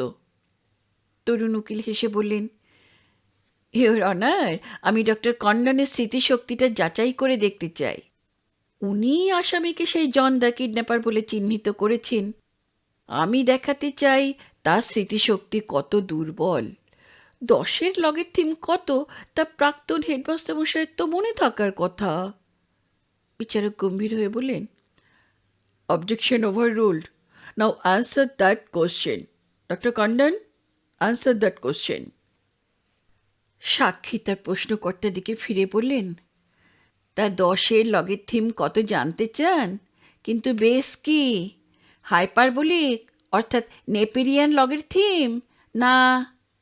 হঠাৎ ছাত্রের বিহ্বল দৃষ্টিটা নজরে পড়ায় বলেন, আপনি বোধহয় আমার কথা বুঝতে পারছেন না, নয়? উকিল তখনও স্বাভাবিক হতে পারেননি। যা বোঝেন না তা নিয়ে প্রশ্ন করেন কেন? হ্যাঁ, অঙ্কের ক্লাসে কি শুধু প্রক্সিরই ব্যবস্থা ছিল? কোর্টে প্রচণ্ড হাস্যরোল। বিচারক হাতুড়ি পিটিয়ে পিটিয়ে নিস্তব্ধতা ফিরিয়ে আনেন। সাক্ষীকে বলে, আপনি এখনও প্রশ্নটার জবাব দেননি ডক্টর কন্ডন। রাইট, দিলেও তো উনি বুঝতেন না, তাই দিইনি, আপনাকে দিচ্ছি। লগ 10 হচ্ছে 1, কিন্তু নেপেরিয়ান লগের থিম টেবিলে 10-এর লগের থিম হচ্ছে 13 ফেব্রুয়ারি 1936। দীর্ঘ 11 ঘন্টা ধরে জুরিরা আলোচনা করছেন রুদ্ধদ্বার কক্ষে। রাস্তায় অগণিত মানুষ, মানুষ আর মানুষ। এই মামলার জন্য একটা নতুন টেলিফোন এক্সচেঞ্জ বসানো হয়েছিল, নতুন লাইনও বসানো হয়েছিল। হাজার হাজার প্রেস রিপোর্টার মাসের পর মাস ওখানে থেকেছেন। রাত 11টায় জুরিরা ঘরে ঢুকেছেন। সারা রাত তারা আলোচনা করেছেন। ফেব্রুয়ারি শীত অগ্রাহ্য করে সমস্ত রাত হাজার হাজার মানুষ প্রতীক্ষা করেছে পথের উপর দাঁড়িয়ে। ক্রমে সকাল হয়েছে, আলো ফুটেছে, বেলা হয়েছে, হাজার হয়েছে লক্ষ। কৌতূহলী মানুষ এসে জুটেছে নতুন করে। বেলা 10:35 খবর পাওয়া গেল, জুরির দল রুদ্ধদ্বার কক্ষ থেকে বেরিয়ে এসেছেন। জনতা উৎসাহে ফেটে পড়তে চায়। তাদের কৌতূহল চরিতার্থ করতে কোর্টরুমের অলিন্দে একজন অফিসার এসে দাঁড়ালেন, হাতে মাইক্রোফোনের মাউথপিস। কিছু বলবার আগেই লক্ষ কণ্ঠে জনতা চিৎকার করে উঠল, মৃত্যুদণ্ড, মৃত্যুদণ্ড, শিশু হত্যাকারীকে আমরা ক্ষমা করব না। অফিসার হাত তুলে জনতাকে শান্ত হতে বললেন। নিস্তব্ধ হলো অশান্ত জনতা। Ladies and gentleman, foreman of the jury স্বয়ং ঘোষণা করছেন তাদের সম্মিলিত সুপারিশ। আপনারা শুনুন। পার্শ্ববর্তী একজন জুরি দলের মুখপাত্র ওর হাত থেকে মাউথপিসটা নিয়ে ঘোষণা করলেন, we the jury found the defendant guilty of murder in the first degree. চিৎকার করে উঠল জনতা। বিচারক মৃত্যুদণ্ড ঘোষণা করলেন। ইলেকট্রিক চেয়ারে বসানো হবে হাউম্যানকে 18 মার্চ 1935 তারিখে, 1 মাস পরে। সে রাত্রে হাউম্যান কেঁদেছিল। দু হাতে মুখ ঢেকে বিড়বিড় করে শুধু বলেছিল, ছোট ছোট কাঠের টুকরো, ছোট ছোট চিরকুট, আর খুদে খুদে মানুষ। মৃত্যুর পূর্বে ওর কোনো শেষ ইচ্ছা আছে কি না জানতে চাইলে সে বলেছিল সে একজনের সঙ্গে সাক্ষাৎ করতে চায়। কে সে? ওর স্ত্রী? ওর একমাত্র সন্তান? না, প্রায় অপরিচিত এক বৃদ্ধ, কোনো একটা স্কুলের নাকি প্রাক্তন হেডমাস্টার মশাই। রুদ্ধদ্বার কক্ষে দুজনের কী কথাবার্তা হয়েছিল জানা যায় না। শুধু শোনা গেছে, বৃদ্ধ যখন মৃত্যুদণ্ডাজ্ঞাপ্রাপ্ত আসামির সঙ্গে নির্জন সাক্ষাৎ সেরে কয়েদখানা থেকে বেরিয়ে এসে গাড়িতে চাপছেন, তখন পিছন পিছন ছুটে এসেছিল একজন পুলিশ। বলেছিল, স্যার, লাঠিটা আপনি ফেলে যাচ্ছেন। হেডমাস্টার মশাই আসবার সময় লাঠি ঠুক ঠুক করতে করতে এসেছিলেন। সাক্ষাৎ ছেড়ে ফিরে যাওয়ার সময় স্টিকল্যান্ড থেকে লাঠিটা তুলে নিতে ভুলে গেছেন। সেপাইটা এবার বাড়িয়ে ধরে সেটাই। ম্লান হেসে ডক্টর জন কন্ডন বলেছিলেন, থাক বাবা, ওটার আর দরকার হবে না। What price glory! খ্যাতির কী মূল্য! মনে হয়েছিল প্রথম সন্তানকে বিসর্জন দিয়ে কর্নেল লিন্ডবার্গ বুঝি সে মূল্য পাই পয়সা হিসেবে মিটিয়ে দিলেন। দুর্ভাগ্যবশত তাও হলো না। 6ই আগস্ট 1932 অ্যান মরো লিন্ডবার্গের দ্বিতীয় সন্তান জন্মগ্রহণ করে। এবারেও পুত্র। ওর নাম দেওয়া হলো জন। এই খবরটি সংবাদপত্রে প্রকাশিত হওয়ার ঠিক পরেই কর্নেল লিন্ডবার্গ বড় পত্রিকায় যে বিবৃতি ছাপিয়ে দিলেন সেটা হলো, মিসেস লিন্ডবার্গ এবং আমি নিউ জার্সিতে বাড়ি তৈরি করে বসবাস করছি। আমরা যে সেখানে আমাদের পরিচিত বন্ধুবান্ধবদের কাছেই থাকতে চাইব, এটাই তো স্বাভাবিক। আমাদের বিশ্বাস, প্রথম সন্তানটির শোচনীয় মৃত্যুর অন্যতম প্রধান কারণ পাবলিসিটি, প্রচার। সুতরাং দ্বিতীয় সন্তানটির বিষয়ে আমরা প্রচার বিমুখ। আমাদের বিশ্বাস, আর 5টা শিশুর মতো স্বাভাবিকভাবে বেড়ে ওঠার জন্মগত অধিকার আমাদের সন্তানদেরও আছে। সুতরাং প্রেসের কাছে আমাদের স্বনির্বন্ধ অনুরোধ, আমাদের সন্তানদের স্বাভাবিক আমেরিকান শিশুর মতো বেঁচে থাকতে দিন। এই আবেদন কিন্তু প্রচারিত হয়েছিল ব্রুনো হাউম্যান ধরা পড়ার অনেক আগেই। তারপর অনেক কিছু ঘটে গেছে। হাউম্যান ধরা পড়েছে, তার বিচার হয়েছে এবং মৃত্যুদণ্ডও হয়েছে। চার্লস এবং অ্যান তাদের দ্বিতীয় পুত্র জনকে নিয়ে ফিরে গেছেন নিউ জার্সির বাড়িতে, স্বাভাবিক জীবনের সন্ধানে। ছেলেটিকে ভর্তি করছেন নার্সারি স্কুলে। স্বামী স্ত্রী দুজনেই নিজ নিজ কর্মজীবনে ফিরে গেছেন। স্মিথ কলেজ কর্তৃপক্ষ তাদের প্রাক্তন ছাত্রী অ্যান মরো লিন্ডবার্গকে অনারারি মাস্টার অব আর্টস ডিগ্রিতে ভূষিত করেছে। মেক্সিকোর প্রেসিডেন্ট বিশ্ববিদ্যালয়ের আচার্য রূপে ওই উপাধি দান করার সময় বলেছিলেন, কবি, বিমানচালক, নেভিগেটর, রেডিও অপারেটর রূপে তিনি স্বামীর সহ অভিযাত্রিনী হিসাবে 5টি মহাদেশে এবং 2টি মহাসমুদ্রে নানান পথ পরিক্রমা করেছেন, যে পথে ইতিপূর্বে কোনো বিমানচালক যাননি। তাই তিনি তার শিক্ষায়তনের উজ্জ্বল দৃষ্টান্ত, তার দেশের গর্ব। স্বামীও কম যান না। স্মিথ কলেজের সমাবর্তন উৎসবের কয়েক সপ্তাহের মধ্যেই সংবাদপত্রে ঘোষিত হল, Rockefeller Institute of Medical Research সানন্দে ঘোষণা করেছেন যে বিখ্যাত জীববিজ্ঞানী ডক্টর অ্যালেক্সি ক্যারেল একটি রোগীর হৃৎপিণ্ডে অস্ত্রোপচারের সময় কৃত্রিম হৃৎপিণ্ডের সাহায্যে রোগীকে জীবিত রাখতে সক্ষম হয়েছেন। চিকিৎসা বিজ্ঞানে এই কৃত্রিম হৃৎপিণ্ডের ব্যবহার এক যুগান্তকারী উত্তরণ। জীববিজ্ঞানী ও চিকিৎসককে এ বিষয়ে সাহায্য করতে একজন অতি দক্ষ মেকানিক্যাল ইঞ্জিনিয়ারের একটি পরিপূরক আবিষ্কার আবশ্যিক হয়ে পড়ে, কথা বলাই বাহুল্য। সেই যান্ত্রিক আবিষ্কারটি করেছেন অ্যাটলান্টিক বিজয়ী কর্নেল চার্লস লিন্ডবার্গ। বস্তুত 1912 সালে পূর্বেই doctor Alexis Carrel Nobel prize পেয়েছিলেন। বর্তমান আবিষ্কারের সঙ্গে সঙ্গে ডক্টর ক্যারেল সাংবাদিকদের বলেছিলেন, তার সাফল্যের সিংহভাগ কর্নেল লিন্ডবার্গের প্রাপ্য। কিন্তু লোকচক্ষুর অন্তরালে ওরা সুখী দম্পতি হতে পারেনি। সুখী দম্পতি না হতে পারার কতই তো কারণ থাকে। স্বামীর দোষ, স্ত্রীর দোষ, অথবা উভয়ই আংশিকভাবে দায়ী। এক্ষেত্রে দোষ ওদের দুজনের কারো নয়, দোষ ওদের ভাগ্যের। ওদের অপরাধ ওরা সাফল্য লাভ করেছে জীবনে। প্রতি সপ্তাহে ডাকবাক্সে বেনামি চিঠি আসতে থাকে, ওদের নানানভাবে শাসিয়ে।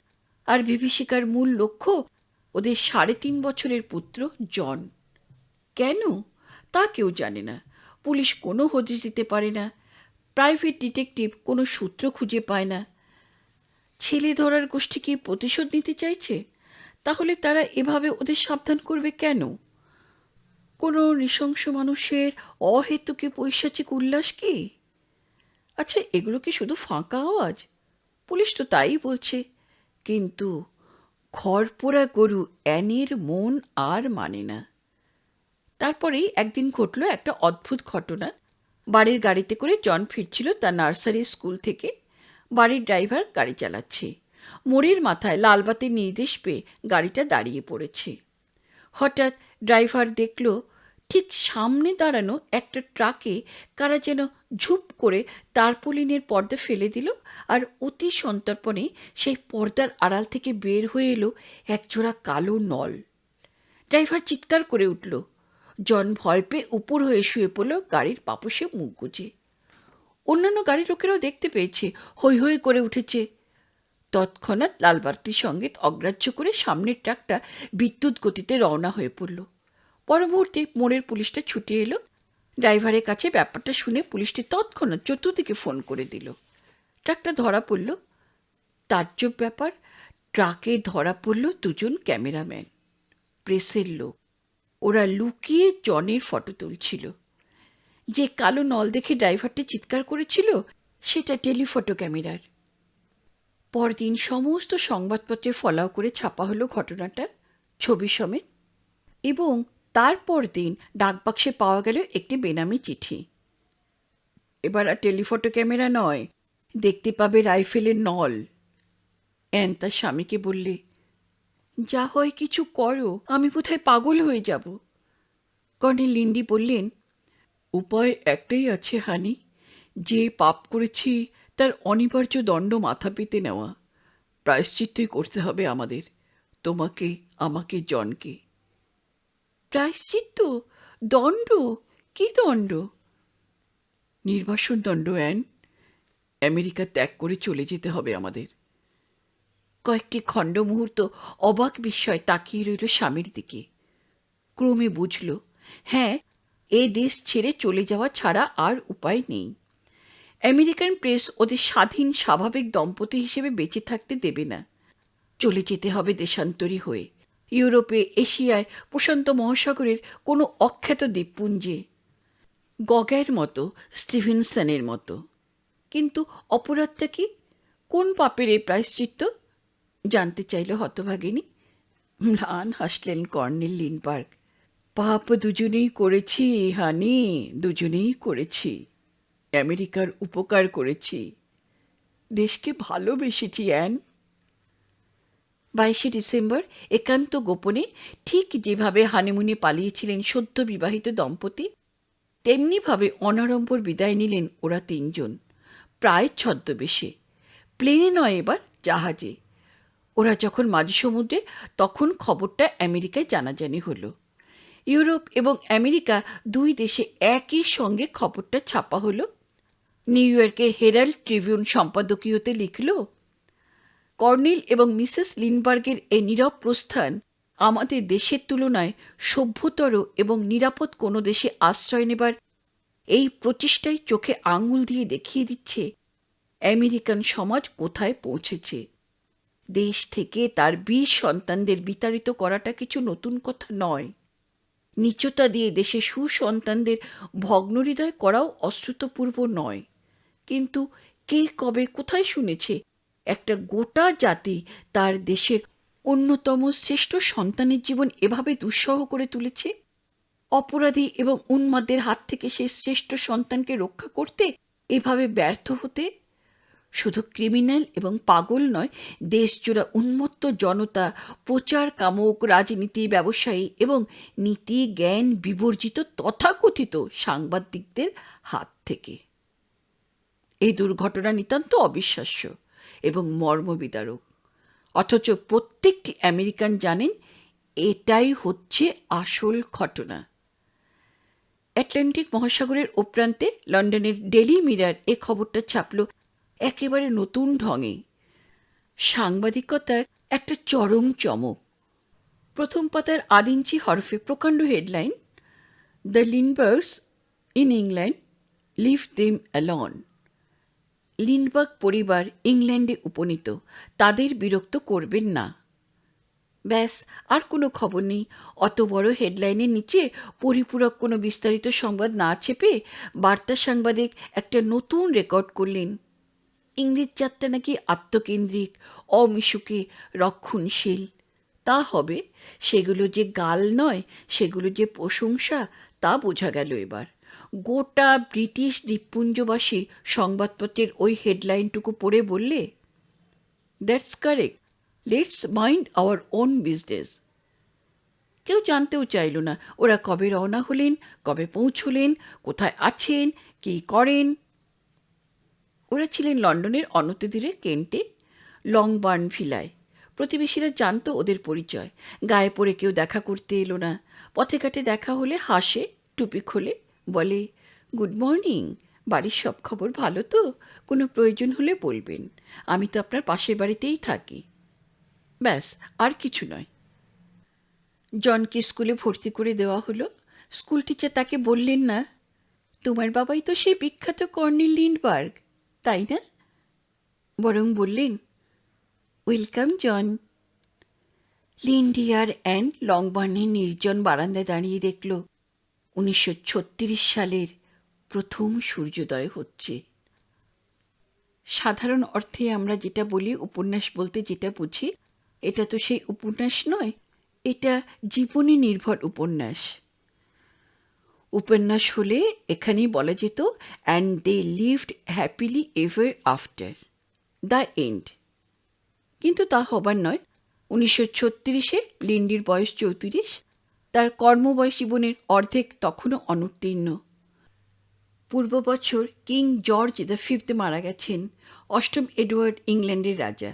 যদিও আনুষ্ঠানিক অভিষেক এখনও হয়নি, ইটালির dictator Benito Mussolini England, France এবং লিগ অব নেশনসকে বুড়ো আঙুল দেখিয়ে ঝাঁপিয়ে পড়েছে আবিসিনিয়ার উপর। হাইলে সেলাসি পলাতক। মুসোলিনির এই আগ্রাসী নির্লজ্জতার প্রতি তথাকথিত মহান শক্তিশালী গণতন্ত্রী শান্তিকামী দেশগুলি উদাসীন। দজ্জাল ভাদ্রবউয়ের কাঁচা খিস্তি শুনে ভাসুর ঠাকুর যেমন অন্যদিকে মুখ ফিরিয়ে না শোনার ভান করেন, সেই ভঙ্গিতে ব্রিটেন, ফ্রান্স এবং লিগ অব নেশনস নির্লিপ্ত। ফলে হিটলারও এক ধাপ এগিয়ে এলো। রাইনল্যান্ডের উপর ঝাঁপিয়ে পড়ল ন্যাশনাল সোশ্যালিস্ট রাইটের ব্লিটজক্রিগ বাহিনী। ব্রিটেনের টরি প্রধানমন্ত্রী স্ট্যানলি বলডুইনের ভাবখানা এইরকম, বাইরের দিকে চোখ দেবার আমার সময় আছে নাকি? ঘরের ভিতরেই যে ছুঁচোর কীর্তন শুরু হয়ে গেছে। তা গেছে, রক্ষণশীল ইংরাজের গেছে, তা সত্যিই গেছে। হবু ইংল্যান্ডের স্যার নাকি কোনো একজন বিবাহিতা আমেরিকান মহিলার সঙ্গে বড় বেশি মাখামাখি করছেন। অবিবাহিত হবু সম্রাটের সেই বান্ধবীটির নাম মিসেস ওয়ালিস সিম্পসন। সিংহাসনে আরোহণ করে 27 মে সম্রাট অষ্টম এডওয়ার্ড প্রথম রাজকীয় ব্যাঙ্কোয়েটের আয়োজন করলেন। খানদানি ডিনার পার্টি। নিমন্ত্রিতদের মধ্যে দেখা গেল হাজির আছেন কর্নেল ও মিসেস লিন্ডবার্গ। পরদিন সংবাদপত্রে নিমন্ত্রিত অতিথিদের দীর্ঘ নামের তালিকা প্রকাশিত হয়েছিল। সস্ট্রিক, বলডুইন, মাউন্টব্যাটেন, উইগ্রাম, কুপার, লে, ব্যাটফিল্ড ইত্যাদি ইত্যাদি। তাদের নামের পূর্বে হয় ছাপা হচ্ছে লর্ড অথবা রাইট অনারেবল প্রভৃতি খানদানি বিশেষণ। সেই তাবর তাবর উপাধিধারীদের হংসমিথুনে দুজোড়া ক্রৌঞ্চ মিথুন, মিস্টার অ্যান্ড মিসেস লিন্ডবার্গ এবং মিস্টার অ্যান্ড মিসেস সিম্পসন। এদের সাদৃশ্য, তারা মার্কিন দম্পতি। লর্ড লেডি নন, নিতান্ত সাধারণ নাগরিক। বৈসাদৃশ্য, মিসেস লিন্ডবার্গ আমন্ত্রিত তার স্বামীর পরিচয়, বংশ পরিচয় নয়, বীরত্বের পরিচয়। তার স্বামী ইতিমধ্যেই বিশ্ববিখ্যাত। মিস্টার সিম্পসন আমন্ত্রিত তার স্ত্রীর পরিচয়। অতনুর কৌতুকে তার সুতনুকা স্ত্রী অচিরেই বিশ্ববিখ্যাত হতে চলেছেন। ইংল্যান্ডে আসার পর প্রথম 2 মাস যেন ওদের জীবনে দ্বিতীয় হানিমুন। এবার মধুযামিনী আরও নিরুপদ্রব। প্রথমবার মার্কিন সাংবাদিকদের নজর এড়াতে আত্মগোপনকারী বিপ্লবীর মতো লুকিয়ে লুকিয়ে থাকতে হতো। সমুদ্রে স্নান করতে যাওয়া, ব্যালে নাচের আসরে যাওয়া, প্রকাশ্যে বেড়াতে যাওয়ার সাহস ওদের ছিল না। সে যেন অজ্ঞাতবাসে সদা শঙ্কিত পার্থ পাঞ্চালী। এবার ব্রিটিশ দ্বীপপুঞ্জের পঞ্চবটিতে ওরা রাঘব জানকী। এই জনারণ্যে যেন দর্শক নেই। ইংরেজ প্রতিজ্ঞা করেছে ওদের বিরক্ত করবে না, তাই পিকাডিলি সার্কাসের দণ্ডকবনে সহস্র দর্শকের চোখে ওরা দেখতে পান শুধু সরল সারঙ্গ দৃষ্টি। কৌতুক আছে, কিন্তু কৌতূহল নেই। এই অবস্থা কিন্তু বেশি দিন চলল না। এরপরেই ওদের এই জীবনের রথচক্র আবার পাক খেল। বার্লিন স্থিত মার্কিন এম্বাসি থেকে military attaché major Truman Smith হঠাৎ নিমন্ত্রণ করে বসলেন কর্নেল ও মিসেস লিন্ডবার্গকে। জানালেন জার্মান সরকারের স্তম্ভ স্বয়ং জেনারেল গোয়েরিং ওদের আমন্ত্রণ জানাচ্ছেন জার্মানিতে বিমান প্রকল্পের অধুনাতন আবিষ্কার দেখে যেতে।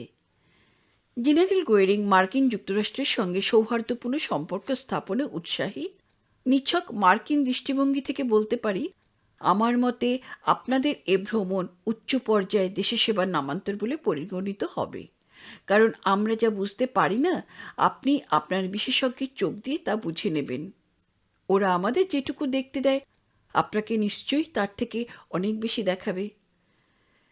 লিন্ডবার্গ সানন্দে রাজি হলেন। না হবেন কেন? নিমন্ত্রণ আসছে মার্কিন দূতাবাস থেকে। মার্কিন সামরিক উপদেষ্টা বলছেন তার নাৎসি জার্মানি ভ্রমণ দেশ সেবায়। সত্যই তো, জার্মানির সাম্প্রতিক বিমান শক্তির অত্যুন্নতির মূলটা জেনে বুঝে নেবার এমন সুযোগ মার্কিন বিশেষজ্ঞ হিসেবে তার গ্রহণ করাই তো উচিত। তৃতীয়ত ব্যক্তিগত কৌতূহলও ছিল। জেনারেল গোয়েরিং শুধু নবীন জার্মানির অন্যতম নিয়ামক নন, তিনি একজন এস পাইলট। যে সময় স্লিম লিন্ডি আমেরিকায় বার্ন স্টর্মিং দেখে গ্রাসাচ্ছাদন করত, সেই সময়ে গোয়েরিংও তাই করত জার্মানিতে। সেদিক থেকে ওরা একই গোত্রের। তৃতীয় কথা, সে বছর বার্লিনে অলিম্পিকও হচ্ছে। একবার নয়, বারবার 3 বার কর্নেল লিন্ডবার্গ জার্মানিতে গিয়েছিলেন, প্রতিবারই গোয়েরিংয়ের ব্যক্তিগত উৎসাহে।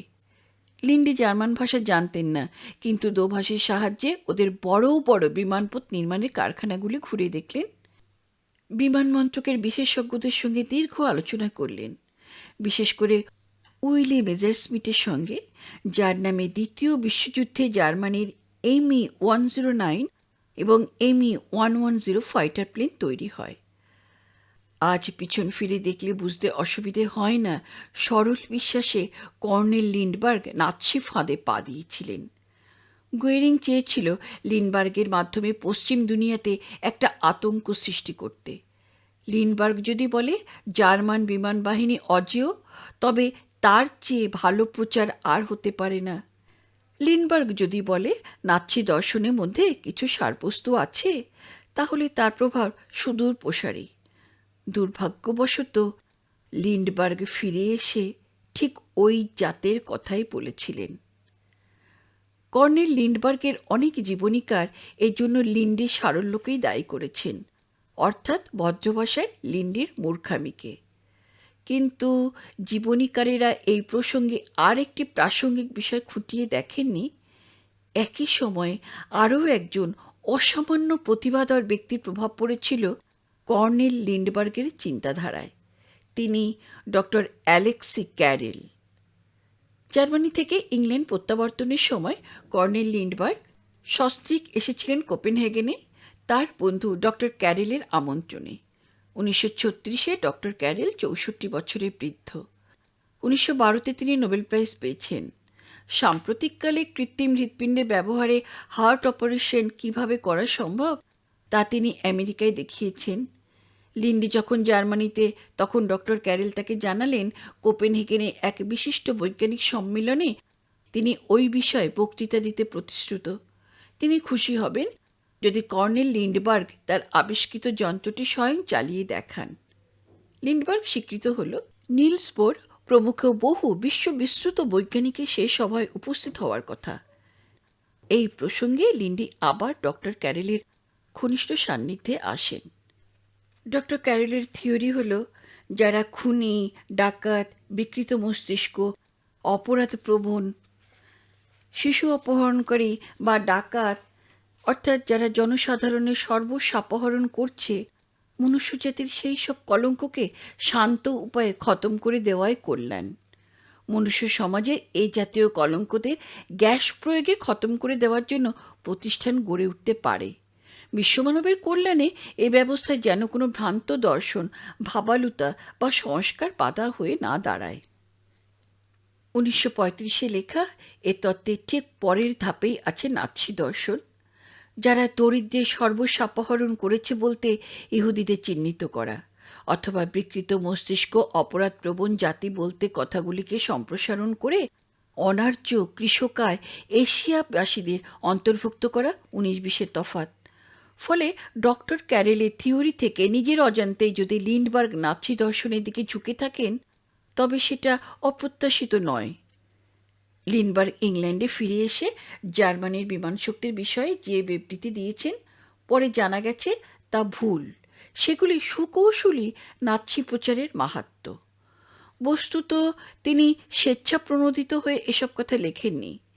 মার্কিন অ্যাম্বাসেডর কেনেডির সঙ্গে এ বিষয়ে তারা আলাপ হয় 21শে সেপ্টেম্বর, এবং রাষ্ট্রদূত মশাই কর্নেল লিন্ডবার্গকে অনুরোধ করেন জার্মানির বিমান শক্তির সম্বন্ধে একটি লিখিত বক্তব্য তার হাতে দিতে।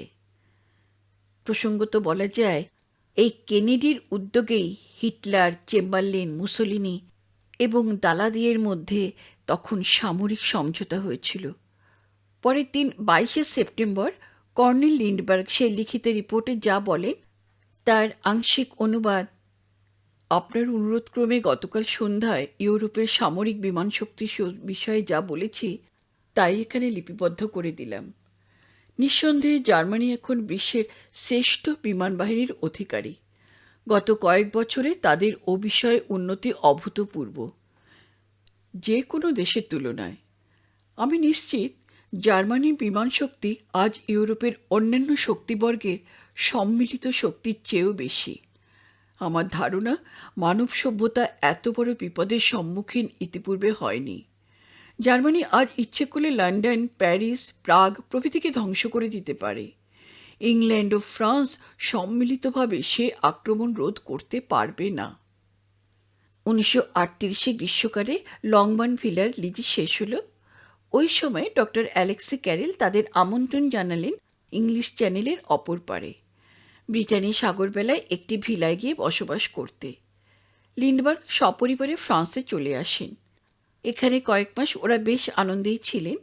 লিন্ডবার্গ, অ্যান, জন, ডক্টর এবং মিসেস ক্যারেল এবং লিন্ডির 2 পোষা কুকুর থর আর স্কিন। ওই বছরই অক্টোবর মাসে আবার নিমন্ত্রণ এলো জার্মানি থেকে। এটা দ্বিতীয় বিশ্বযুদ্ধ বাধার মাত্র বছরখানেক আগেকার কথা এবং মিউনিক চুক্তির মাত্র 1 পক্ষকাল পরের ঘটনা। এবারেও যথারীতি নানান সংবর্ধনা, ভোজ, পরিদর্শন, সৌজন্য সাক্ষাৎ ইত্যাদি ইত্যাদির আয়োজন হলো। 11 অক্টোবর পার্টসেমের এক আড়ম্বরপূর্ণ ভোজসভায় 3000 মোমবাতির আলোয় কর্নেল এবং মিসেস লিন্ডবার্গ জার্মান এয়ারমন্ত্রকের দ্বারা আপ্যায়িত হলেন। ডিনারের সময় জেনারেল মিলচ লিন্ডবার্গকে জানালেন যে দিন 7 পরে 18 অক্টোবর তার বড়কর্তা হেরম্যান গোয়েরিং মার্কিন দূতাবাসে নিমন্ত্রণ রক্ষার্থে আসবেন। হেরম্যান গোয়েরিংয়ের ইচ্ছা সেই সভায় লিন্ডবার্গের সঙ্গে একটু ঘনিষ্ঠভাবে মিলিত হতে। স্বভাব সৌজন্যে লিন্ডবার্গ বলেন, এ তো আনন্দের কথা। মূলত আমরা দুজনেই বৈমানিক। আমি সেদিন তার নিশ্চয়ই প্রতীক্ষা করব। ঘটনাচক্রে মার্কিন রাষ্ট্রদূত ইতিমধ্যে বদল হয়েছেন। নবীন রাষ্ট্রদূত উইলসন সবে বার্লিনে এসেছেন। 18 রাত্রে তার আগমন উদ্দেশ্যে প্রথম ভোজসভা। ওই দিন বিকেলে জার্মান বিমান দপ্তর থেকে মার্কিন দূতাবাসে একটি টেলিফোন এলো। বড় কর্তারা কেউ নেই শুনে ও প্রান্তবাসী বললে, তাহলে একটি মেসেজ লিখে রাখুন, অ্যাম্বাসেডর ফিরে এলে তাকে দয়া করে মেসেজটা দেবেন। অনুগ্রহ করে অবহিত হবেন কি যে অদ্য রাত্রিতে রাইখ মন্ত্রী গোয়েরিং যখন রাষ্ট্রদূতাবাসে নিমন্ত্রণ রাখতে যাবেন, তখন একটি সংক্ষিপ্ত অনুষ্ঠান হবে। জেনারেল গোয়েরিং কর্নেল লিন্ডবার্গকে অভিনন্দন জানাতে কিছু উপহার প্রদান করবেন। এই সামান্য সংবাদটুকুর পিছনে যে কত বড় বিপর্যয় লুকিয়ে আছে তা কেউ তখন বুঝতে পারেনি। ডিনার পার্টিতে সকলে শেষে এসে উপস্থিত হলেন জেনারেল গোয়েরিং। প্রথমে নবাগত রাষ্ট্রদূত, তদীয় পত্নী এবং অন্যান্য বিশিষ্ট ব্যক্তিদের সঙ্গে করমর্দন করে তিনি এগিয়ে গেলেন কর্নেল লিন্ডবার্গের দিকে। নবীন রাষ্ট্রদূত উইলসন ঠিক তার পাশে পাশে। লিন্ডবার্গের মুখোমুখি হতেই হের গোয়েরিংয়ের এডি কং আনুষ্ঠানিকভাবে বাড়িয়ে ধরল একটি ভেলভেটের আসনে সুন্দর একটি মঞ্জুষা। গম্ভীর মুখে জেনারেল গোয়েরিং জার্মান ভাষায় কী বলে গেলেন তার বিন্দু বিসর্গও বুঝল না লিন্ডি, কিন্তু দেখল পর মুহূর্তেই ওই কাঠের বাক্স থেকে একটি সোনার মেডেল তুলে নিয়ে গোয়েরিং সেটি ওর গলায় পরিয়ে দিলেন। লিন্ডবার্গ, মিলিটারি অ্যাটাচি ট্রুম্যান স্মিথ এবং রাষ্ট্রদূত সবিস্ময়ে দেখলেন গোয়েরিং যে মেডেলটা দুলিয়ে দিলেন বিদেশি রাষ্ট্রের স্বাধীন নাগরিকের গলায়, সেটি স্বর্ণ ঈগলের মূর্তি খচিত একটি সার্ভিস ক্রস, বৈমানিকদের প্রতি দেও সর্বোচ্চ সম্মান। স্বাধীন দেশের নাগরিক হিসাবে জার্মান সরকারের ওই মেডেল গ্রহণ করা উচিত কিনা বুঝে উঠতে পারেন না লিন্ডবার্গ। তিনি জার্মান নন, নাৎসি তো ননই। চকিতে একবার তিনি তাকিয়ে দেখলেন রাষ্ট্রদূতের দিকে। রাষ্ট্রদূত প্রস্তর মূর্তি। লিন্ডি অগত্যা ধন্যবাদ জানালেন গোয়েরিংকে। পরে জানতে পারেন জার্মান ভাষায় গোয়েরিং বলেছিলেন, মানব সভ্যতায় আকাশজয়ের ইতিহাসে আপনার অবদান, বিশেষ করে 1927 আপনার একক অভিযানের কথা স্মরণ করে রাষ্ট্রপ্রধান ফুয়ারের নির্দেশে আমি আপনাকে স্বর্ণ ঈগল পদকে ভূষিত করছি। রাষ্ট্রদূত উইলসনও পরে লিন্ডবার্গকে চিঠিতে লিখেছিলেন, আপনি, আমি বা মার্কিন দূতাবাসের কেউই পূর্ব মুহূর্তে জানতাম না যে আপনাকে ওইভাবে জার্মান পদকে সম্মানিত করা হবে। সেই অবস্থায় আমরা সকলেই কিংকর্তব্য বিমূঢ় হয়ে পড়েছিলাম। আমি আজও বিশ্বাস করি সম্মান পদকটা প্রত্যাখ্যান না করা আপনার পক্ষে সুবুদ্ধির পরিচয়কই হয়েছিল। প্রত্যাখ্যান করাটা আপনার পক্ষে সুরুচির পরিচয় হতো না এবং আমি চরম বিড়ম্বনায় পড়তাম, কারণ ঘটনাস্থল মার্কিন রাষ্ট্রদূতাবাস এবং হের গোয়েরিং ছিলেন আমার আমন্ত্রিত প্রধান অতিথি। কিন্তু সেই খণ্ড মুহূর্তটি কর্নেল লিন্ডবার্গের জীবনে মোড় ঘুরিয়ে দিল। ওই ঘটনা 3 সপ্তাহের ভিতরে বার্লিনে শুরু হলো ব্যাপকভাবে ইহুদি নিধন পর্ব। লিন্ডবার্গ তখন লিখেছিলেন, স্বীকার করি জার্মানির পক্ষে ইহুদি সমস্যা অত্যন্ত ব্যাপক ও অত্যন্ত কঠিন, কিন্তু ওই পদ্ধতিতে তার সমাধান করাটার কি আদৌ প্রয়োজন ছিল? তখনও কিন্তু লিন্ডবার্গ পদকটি প্রত্যর্পণ করেননি। বাস্তবিক পক্ষে সারা জীবনেই সে পদক প্রত্যাখ্যানের সুযোগ পাননি লিন্ডি। ট্রুম্যান স্মিথ তার স্মৃতিচারণে এ প্রসঙ্গে যা লিখে গেছেন সেটা হলো, ভোজসভায় মিসেস লিন্ডবার্গ উপস্থিত থাকতে পারেননি অসুস্থতার জন্য। সেই রাত্রে যখন কর্নেল লিন্ডবার্গকে আমি তার ডেরায় পৌঁছে দিলাম, তখনও মিসেস লিন্ডবার্গ জেগেছিলেন। কর্নেল আমার সামনে তার স্ত্রীকে সেই পদকটি দিলেন। কেন, কিভাবে, কার হাত থেকে পেয়েছেন তা বললেন না। নীরবে রত্নখচিত সুদৃশ্য মঞ্জুষা থেকে স্বর্ণ ঈগলের মূর্তি লাঞ্ছিত পদকটি ধর্মপত্নীর হাতে তুলে দিলেন। মিসেস লিন্ডবার্গ অত্যন্ত বুদ্ধিমতী, মুখে কিছুই বললেন না, হাত বাড়িয়ে পদকটা নিলেন। আমি বললুম, হের গোয়েরিং আপনার স্বামীকে সম্মানিত করেছেন ওই পদকে, সোনার ঈগল। মিসেস লিন্ডবার্গ এতক্ষণে কথা বলেন, আগে না, এটা ঈগল নয়, এটা অ্যালবাট্রেস। মিসেস অ্যান লিন্ডবার্গ যে মূলত কবি, এখানেই তার পরিচয়। একটিমাত্র শব্দে তিনি অনাগত দিনের ইতিহাসকে বিস্তারিতভাবে বর্ণনা করলেন। কবির অন্তর্দৃষ্টি দিয়ে স্বামীর ভবিষ্যৎ মর্মযন্ত্রণার উপর মহাকাব্য রচনা করলেন একটিমাত্র শব্দে, অ্যালবাট্রাস। অ্যানির দৃষ্টিতে স্বর্ণপদক লাঞ্ছিত কর্নেল লিন্ডবার্গ সে রাত্রে অ্যান সেন্ট মেরিনার। বহু পরে কর্নেল লিন্ডবার্গ এই ঘটনাটির বিষয়ে লিখেছিলেন, সে রাত্রে গোয়রিং আমাকে যে সম্মানপদক উপহার দেন তাতে আমি কোনোদিনই বিব্রত বোধ করিনি, এবং সেজন্য যে আমার বিড়ম্বনা বৃদ্ধি হয়েছিল এ কথাও আমি বিশ্বাস করি না। রাজনৈতিক বিরুদ্ধবাদীদের একটা হাতিয়ার রূপে সেটি গৃহীত হয়েছিল বটে, কিন্তু ও সম্মান না পেলেও ওরা অন্য কোনো অজুহাত খুঁজে নিতই। ব্যাপারটা আমার চোখে চিরকালই চায়ের পেয়ালা তুফান। 31শে মে 1955।